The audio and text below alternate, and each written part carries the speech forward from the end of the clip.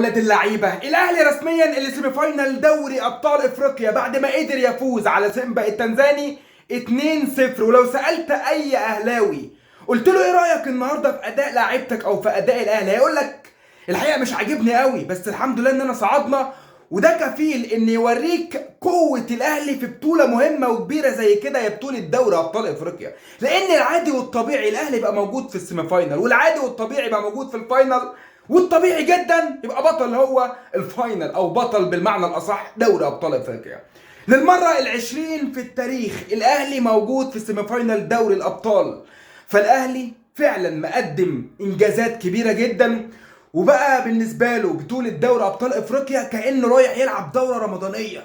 انا رايح كده العب دوره رمضانيه اخدها وجاي لك من تاني. ولكن مش عاوزين نقاطع واحد يقول لي بقى ما تفقرش يا عم، ايه عايزين نغز يا عم خمسه في عينك. ولكن الاهلي فعلا قادر ان هو في بطوله زي كده بسهوله جدا يبقى موجود في الفاينل. فالاهلي هيستنى الفائز ما بين مازيمبي وبيترو اتلتيكو. مازيمبي وبيترو اتلتيكو، الفائز هيواجه الاهلي، ولكن ان شاء الله الاهلي هيبقى موجود في الفاينل، وكمان هيكون ان شاء الله بطل لدوري ابطال افريقيا. كفايه عظمه اول حد كده او واحد يقول لي يا عم عاوزين العظمه تستمر.